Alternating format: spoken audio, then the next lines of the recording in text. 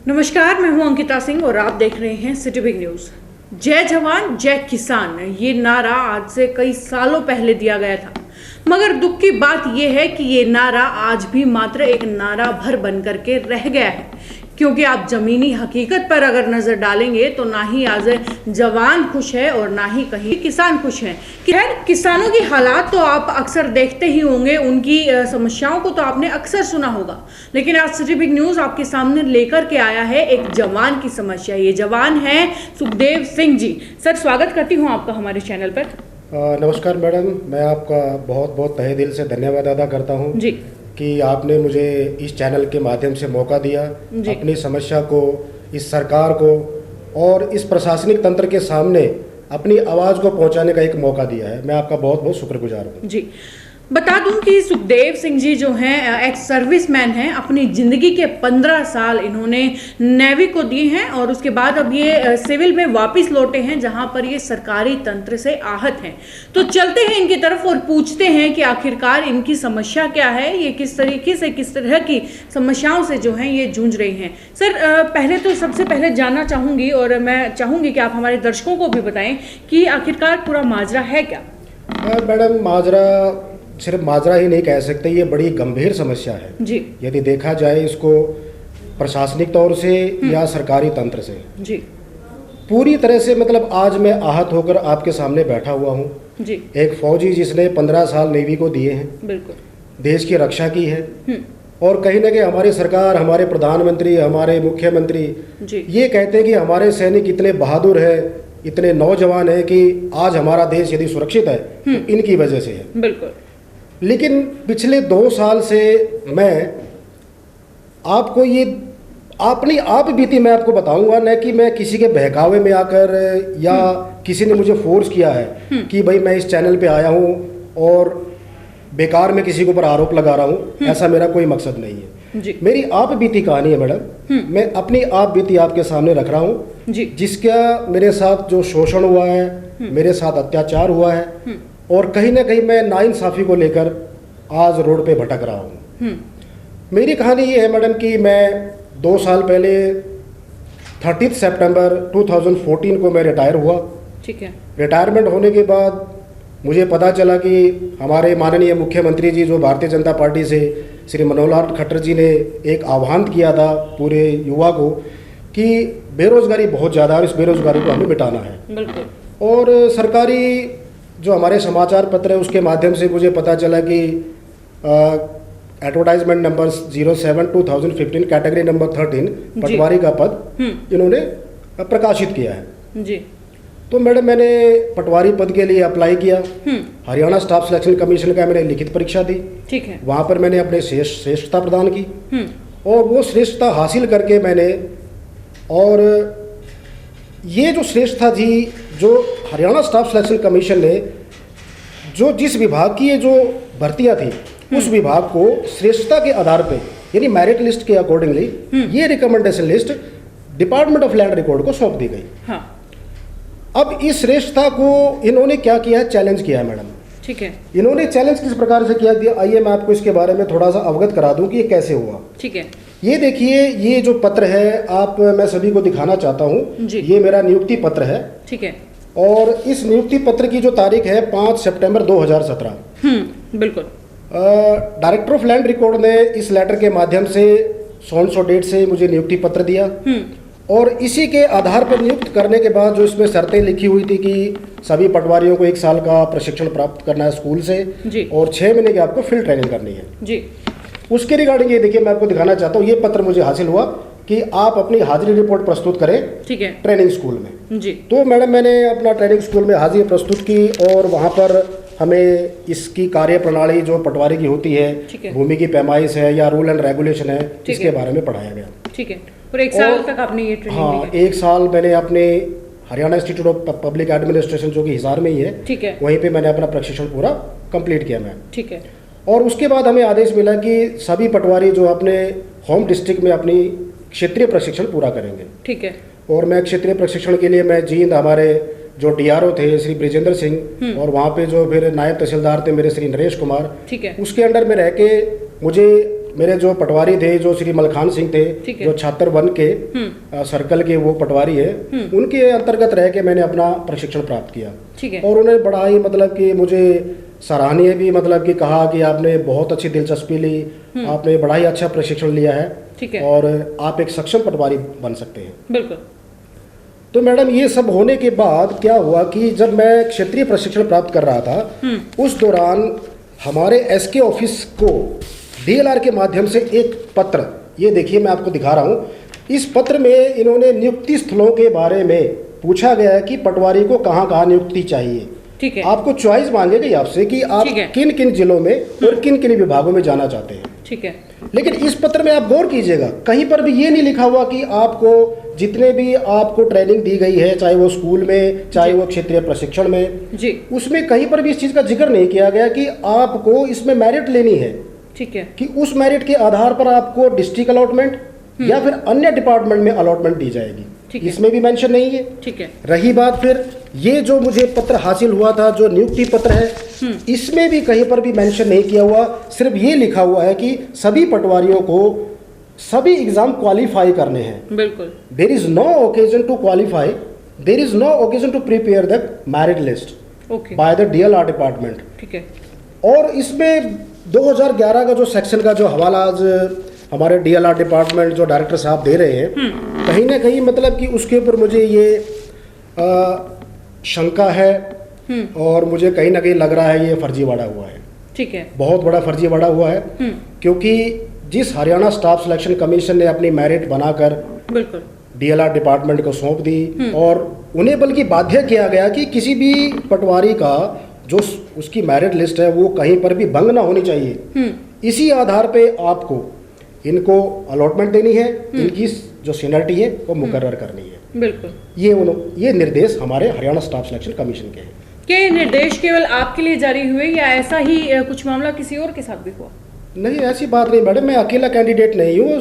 07/2015 की जो वैकेंसी निकली थी, एडवर्टाइजमेंट थी, इसमें 579 पटवारियों का चयन किया गया है। ठीक है। और सभी को ये हिदायत दी गई है, नॉट ओनली टू मी, ये सभी को दी गई हिदायत। ठीक है। लेकिन कहीं ना कहीं मेरे भाई ऐसे हैं जो इन चीज़ों पर ध्यान नहीं देते हैं या थोड़े अनजान रह जाते हैं, किसी चीज़ों का उनको ऊपर ध्यान नहीं जाता है, बस वो जैसे ऑर्डर मिलते हैं उसको फॉलो करते जाते हैं और जिस तरह से हरियाणा सरकार या प्रशासन उसका शोषण करती है वो शोषण का शिकार हो जाते हैं। लेकिन कहीं ना कहीं मेरे जैसे जिसके पास एक एडमिन डिपार्टमेंट का पूरा मतलब कि मेरा अनुभव है, बिल्कुल, मैंने 15 साल इंडियन नेवी को दिए हैं, एडमिन डिपार्टमेंट का मेरा पूरा एक्सपीरियंस है और उस एक्सपीरियंस को लेकर मैंने जब इन लेटरों को मैंने अपने बड़े ध्यान से अपने आप को इसके ऊपर ध्यान आकर्षित किया, एडवोकेटों को मैंने इनको दिखाया, उनसे भी मैंने सुजेशन लिए, एडवाइस ली। ठीक है। तो वो लोग भी इतने असमंजस है कि इतनी बड़ी गलती डीएलआर डिपार्टमेंट कैसे कर सकता है। बिल्कुल,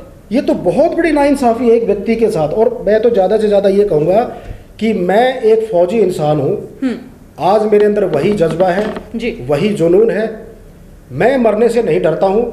मैं जिस फौज ने मुझे इतना प्रशिक्षण दिया है, बिल्कुल, मुझे इतनी ताकत दी है, बिल्कुल, चाहे वो लड़ने की ताकत हो किसी दुश्मन से या किसी समाज में हो रहे शोषण से, मैं आज भी अपनी जान मुट्ठी में लेकर चलता हूँ मैडम। बिल्कुल। और मैं किसी के डर से नहीं डरता हूँ। मेरा परिवार और मेरे बच्चे भी बल्कि ये कहते हैं, पापा अन्याय से लड़ो और आगे बढ़ो, हम आपके साथ हैं। बिल्कुल। इस बात को सुन के मैडम कहीं ना कहीं मेरे आंसू छलक पड़ते हैं और बड़ा अच्छा गर्व महसूस होता है कि मैं एक सैनिक हूँ। लेकिन ये हरियाणा सरकार, ये प्रशासनिक तंत्र जी, मेरे साथ ये आप बीते मेरी कहानी मैं आपको बता रहा हूँ, मेरे साथ इतना शोषण हुआ, मेरे साथ इतना अत्याचार हुआ। पिछले 20 दिन से मैं अंबाला में कभी स्टेशन पे सो रहा हूँ, कभी डिपार्टमेंट के सामने रोड पे सो रहा हूँ। कई बार तो ऐसे होता है कि मैं घर से 500 रुपये लेके चला, ठीक है, खाने पीने में आपको पता है कितनी महंगाई है आज के ज़माने में, एक दिन निकालना मुश्किल हो जाता है। बहुत मुश्किल है मैडम, क्योंकि मैं 2 दिन निकालिए कैसे न कैसे, चलो छोटा मोटा खा के अपना जीवन व्यतीत कर लिया मैंने, ठीक है। लेकिन कहीं ना कहीं मैं बैठ के रोया मैडम, मैं क्योंकि 2 साल से परेशान हूँ इस पूरी सरकार से, इस प्रशासनिक तंत्र से। बिल्कुल। एक फौजी को जहाँ पर प्रशिक्षण के दौरान सिर्फ 10,000 रुपये, सिर्फ 10,000 रुपये स्टिपेंड दिया गया और ये तक उनको ख्याल नहीं आया कि एक फौजी जिसने इस देश को सेवा की है, बल्कि उसको तो ज्वाइनिंग के साथ ही पूरी पेमेंट का हक बनता है। बिल्कुल। क्योंकि उसके कहीं ना कहीं बच्चे बड़े हो गए हैं, बड़ी बड़ी जिम्मेवारियां हो गई हैं, तो मैं 10,000 रुपये में क्या जी लूँगा मैडम, आप बताइए। और वो 10,000 चलो दे रहा है, चलो मुझे उसमें भी संतुष्टि है, लेकिन मैडम आप गौर करेंगी पिछले 6 महीने से मुझे क्षेत्रीय प्रशिक्षण का जो स्टिपेंड मिलना चाहिए 10,000 रुपये पर मंथ, मुझे वो भी नहीं मिला मैडम।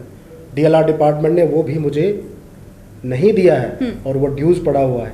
मैं कहीं ना कहीं किसी भाई से कर्ज उठा के या कहीं ना कहीं थोड़ा बहुत किसी सब्जी मंडी में थोड़ा बहुत काम कर लेता हूँ और अपना जीवन व्यतीत कर रहा हूँ मैडम। मेरी आज दशा ये आ गई है।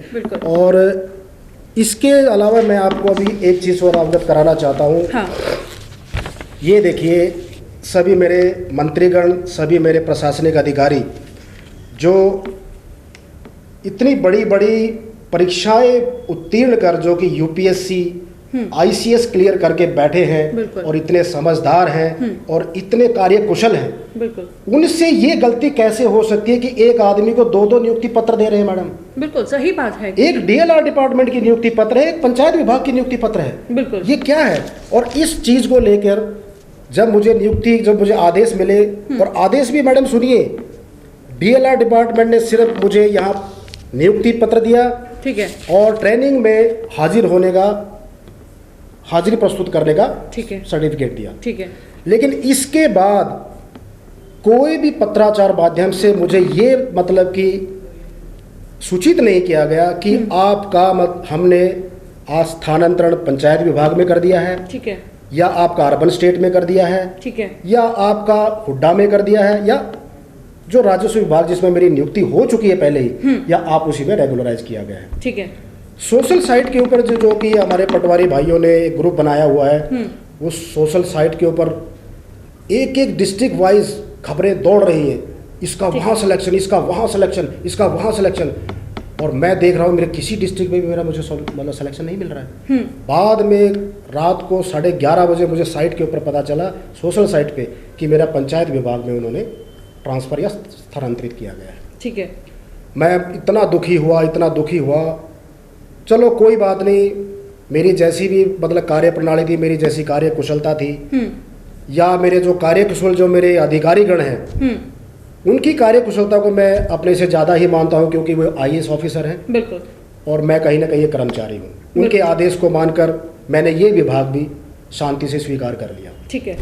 स्वीकार करके मैं दौड़ा, कभी GNS के ऑफिस में भाग रहा हूँ कि सर मैं कहाँ रिपोर्ट करूँ, ठीक है, किसको रिपोर्ट करूं? मैं पंचायत विभाग का तो मुझे ये आपने दे दिया डाटा, लेकिन इस डाटा के बेसिस पे मुझे रिपोर्ट कहाँ करूं? जानकारी आपको बिल्कुल नहीं दी गई? कोई जानकारी नहीं मैडम, ना इनकी पंचायत विभाग की साइट पे है, ना DLR विभाग की साइट पे है, जहाँ पे सेंट्रलाइज उन्होंने रिक्रूटमेंट किया है, बिल्कुल, या नियुक्ति के आदेश दिए हैं। बिल्कुल, देखिए किस तरीके से हरियाणा सरकार जो है बार बार ये दावा करती रहती है, ये दावा ठोकती रहती है कि हमने जो है भ्रष्टाचार को यहाँ से ख़त्म किया है, हमने नौकरियों में पारदर्शिता लाई है, मगर इनके आरोप जो हैं वो सरकार के दावों पर सवाल खड़े कर रहे हैं। सवाल ये कि क्या सरकार जो दावे कर रही है वो झूठे हैं, या फिर जो बड़े पदों पर अधिकारी बैठे हैं, क्या उन्हें इतनी भी समझ नहीं है कि एक ही इंसान की 2 जगह पर नियुक्ति नहीं की जा सकती। सर जानना चाहूंगी क्या ये 2 जगह पर नियुक्तियां जो की गई हैं, क्या ये केवल आपके साथ हुआ है या किसी और के साथ भी हुआ है? मैडम इसके बारे में मैं आपको जानकारी देना चाहूँगा। हमारे पंचायत विभाग के टोटल 25 उम्मीदवार हैं जिन्हें पंचायत विभाग में स्थानांतरित किया गया, ठीक है।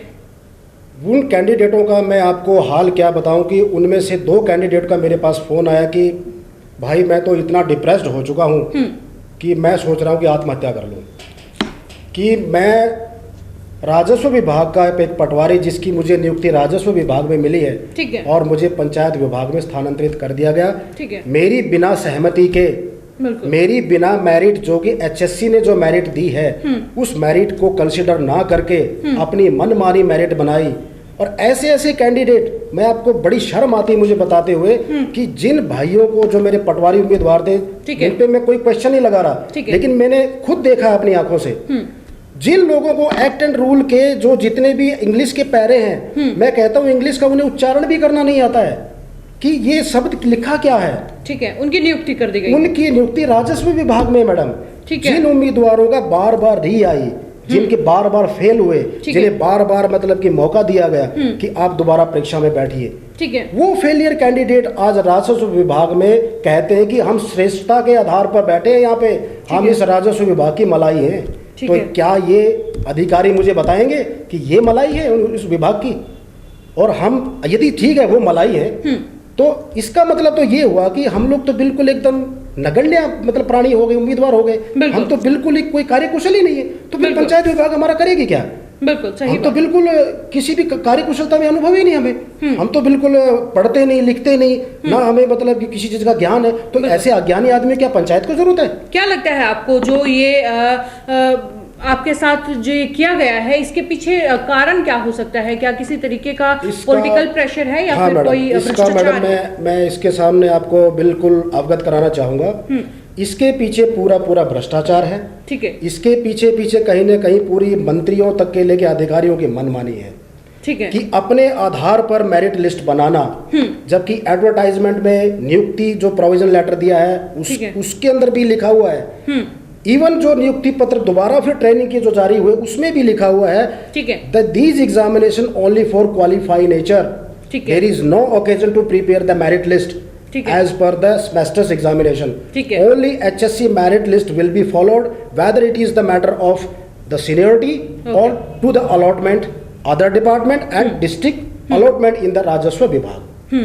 तो ये मैं आपको बताना चाहूंगा कि जो अधिकारियों ने कहीं ना कहीं भ्रष्टाचार किया है या अपनी मनमानी की है, और आप जानते हैं ये हरियाणा है मैडम, बिल्कुल, यहाँ पर सही कहा किसी ने कि लोकतंत्र आज खतरे में है। और मुझे भी कहीं ना कहीं बड़ी हिम्मत जुटा के आया हूँ मैडम मैं आज, बिल्कुल, मुझे भी बहुत लोगों ने इतनी धमकियाँ दी हैं, आप चैनल पे जाओगे या आप किसी पत्रकार को आप इंटरव्यू दोगे, ठीक है, आपको मरवा दिया जाएगा, आपको घर में ये तहस नहस हो जाएगा। किसने दी हैं आपको ये धमकियाँ? ये कुछ मैम कुछ ऐसे सामाजिक जो मतलब कि मैं ऐसा, वो तो सामाजिक तो क्या कहूँगा, असामाजिक एक जो लोग हैं जिन्होंने मुझे ये गोपनीय रूप से कहा है, ठीक है, मैं उनके बारे में, क्योंकि उनका फोन तो मेरे पास आया है और उन्होंने कहीं ना कहीं मेरी फैमिली को भी धमकाया है, ठीक है, लेकिन मैं एक सैनिक हूँ मैडम, बिल्कुल, मैं अपनी जान मुट्ठी पे लेके चलता हूँ, और जिस दिन, क्योंकि मुझे उस सेना में, भारतीय सेना का जवान हूँ, बिल्कुल, जिसका लोहा आज पूरा संसार मानता है कि ये हिंदुस्तानी नौजवान है। बिल्कुल, देखिए कहीं ना कहीं एक तो इनके साथ जो है जाति हुई है, नाइंसाफ़ी इनके साथ हुई है, और जब ये इस नाइंसाफ़ी को, इस जाति को बाहर लाना चाहते हैं, सबके सामने दिखाना चाहते हैं और सरकार से ये आग्रह करना चाहते हैं कि इनके साथ जो गलत किया गया है सरकार उसे सुधारे, तो इन्हें सामाजिक कुछ लोगों की तरफ से धमकाया भी जा रहा है कि वो यदि मीडिया के अंदर जाते हैं या फिर किसी पुलिस प्रशासन के द्वारा ये कुछ ना कुछ मदद लेते हैं तो इनको धमकियाँ दी जा रही हैं।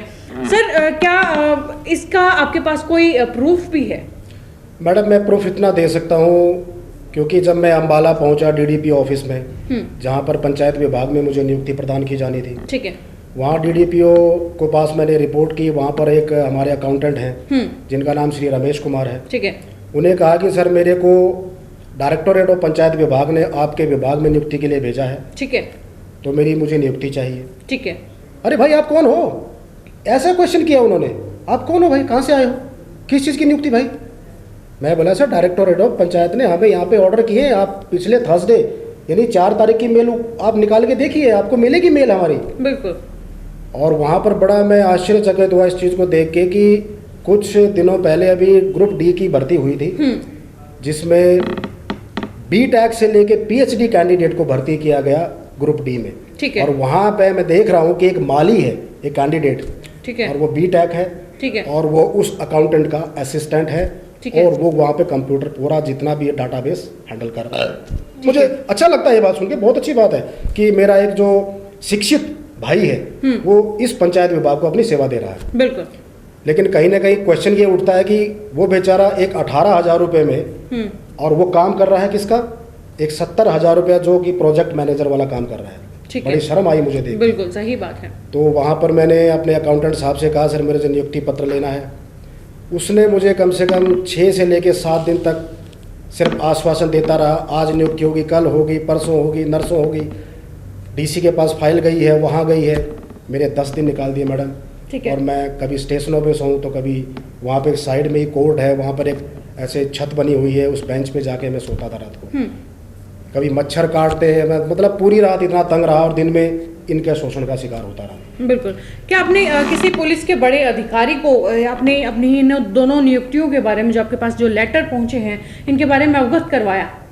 मैडम, मैं इतना ज़रूर कहना चाहूँगा कि मैं पुलिस विभाग से तो इसके बारे में मैंने कोई एक्शन नहीं लिया। ठीक है। लेकिन जितने भी ये जो मुझे नियुक्ति पत्र दिए गए हैं, इनके मंत्रालय जो जिनके मंत्री हैं, ठीक है, वित्त मंत्री श्री कैप्टन अभिमन्यु जी, हमारी जो सचिव हैं, जो मुख्य सचिव हैं श्रीमती आनंदी अरोड़ा IAS जी, उनके पास भी मैं मेल कर चुका हूँ। हमारे जो चीफ मिनिस्टर है माननीय महोदया, जो श्री मनोहर लाल खट्टर हैं, उनके पास भी मेल कर चुका हूँ। ठीक है। और इवन कल ही मैंने मुझे पता चला कि हमारे DC के ऊपर भी हमारे कमिश्नर बैठे हैं। ठीक है। उनको भी मैंने कल अवगत करवाया अपनी समस्या को लेके कि प्लीज मेरे साथ ऐसा हो रहा है, ठीक है, प्लीज मेरे साथ न्याय कीजिए। अब मैं इतने मजबूर हो गया हूँ मैडम कि कभी कभी तो ऐसे लगता है कि मैं तो इतना मजबूत हूँ, लेकिन इन समस्याओं को देख के कहीं मेरी फैमिली कोई गलत कदम ना उठा ले जी। क्योंकि आज फाइनेंशियली इतने हम लोग डिग्रेड हो चुके हैं जी। क्योंकि पिछले 5 साल से मैं रिटायर घर बैठा हूँ। ठीक है। कोई कमाई का साधन नहीं है, थोड़ा बहुत अपने रोजी रोटी के लिए मैं कमा ही लाता हूँ, लेकिन इतना स्कोप नहीं है कि मैं अपने बच्चों को आगे तक पहुँचा पाऊँ। बिल्कुल। इस बात को लेके बल्कि मैं आपको इतना सबूत देना चाहूँगा कि मेरे जो DDPO के जो रमेश कुमार जो अकाउंटेंट हैं, उन्होंने जो DC के जो PA हैं, ठीक है, उनका नाम भी रमेश कुमार जी है। ठीक है। उस रमेश कुमार को वो उस टाइम लगभग 5:30 बजे का समय था, तो उन्हें हमें पता चला कि DC साहब अपने गेस्ट हाउस में सारे कार्य कर रहे हैं। ठीक है। तो उन्होंने मुझे कहा कि आप पीछे स्कूटर पे बैठिए और मैं आपको गेस्ट हाउस लेके चलता हूँ, DC से हमारा अप्रूवल मिला है। ठीक है। मैं उनके पीछे बैठ के चला गया। ठीक है। और रास्ते में जाते जाते मुझे बोल रहा है कि देखो सुखदेव जी, बुरा मत मानना, देखो मैं तो पैसे लेता नहीं, लेकिन आपको मैं एक सलाह दे रहा हूँ कि आप DC के PA के साथ थोड़ी सांठ-गांठ कर लो, आपका काम बड़ा जल्दी हो जाएगा। नहीं तो हमारे विभाग में ऐसे भी पटवारी पिछले समय पे आए हैं जिनको 2-2 महीने, 6-6 महीने, 1-1 साल तक ज्वाइनिंग नहीं कराई हमने। ऐसी मतलब ये खुल करके बोल रहे हैं कि भाई या तो आप रिश्वत दीजिए, हाँ जी, और अगर आप रिश्वत नहीं देते हैं तो वो नौकरी पे आप ज्वाइनिंग नहीं कर पाएंगे। इसके एग्जाम के लिए आप पहले ही क्लियर कर चुके हैं। मैं सारे एग्जाम क्लियर करके, जितने भी कॉम्पिटिटिव एग्जाम है सब क्लियर करके बैठा हूँ मैडम जी। बल्कि मैं एक पटवारी का मैं आपको दिखाना चाहूँगा एक सक्षम प्रमाण पत्र। ये देखिए, मैं दिखाना चाहूँगा, ये मेरा सक्षम प्रमाण पत्र है कि मैं पटवारी पद के लिए बिल्कुल सक्षम हूँ। अपनी कार्य कुशलता में मुझे मेरा अनुभव है और राजस्व पटवारी का कार्य करने के लिए बिल्कुल सुनिश्चित हूँ। बिल्कुल। ये देखिए कि किस तरीके से एक जवान जो कि पूरी तरीके से सक्षम है एक पटवारी विभाग में काम करने के लिए, और कहीं ना कहीं उन्हें रिश्वत के लिए भी प्रेशराइज किया जा रहा है, इन्हें धमकियां दी जा रही हैं कि आप इस चीज़ को बाहर लेकर के नहीं आएंगे, और ये फिर भी लगातार कोशिशें कर रहे हैं अधिकारियों के पास जाकर के। और यहाँ तक इन्होंने हमारे मुख्यमंत्री मनोहर लाल खट्टर साहब के पास भी जो है ईमेल के माध्यम से इस बात को, अपनी बात को आगे रखा है, लेकिन कहीं से भी इन्हें जवाब नहीं मिल रहा है, कहीं से भी इन्हें सहायता नहीं दी गई है, जो ये दिखाती है कि आज भी हमारा सरकारी तंत्र जो है वो किस तरीके से अपंग है। ऐसे में सिटी वीक न्यूज की यही गुजारिश है सरकार से, सरकारी तंत्र से, कि इनकी समस्या को जल्द से जल्द सुने और इसका समाधान भी उतनी ही जल्दी करें, क्योंकि इस तरीके से एक देश के, हमारे भारत देश के एक जवान को परेशान करना किसी भी तरीके से सही नहीं है। मैडम, मैं थोड़ी सी एक गुजारिश और करना चाहूँगा। हमारे बताएं। जितने भी मंत्रीगण हैं, हमारे अधिकारीगण हैं जी, उनसे हाथ जोड़ के मैं अपनी विनती कर रहा हूँ जी।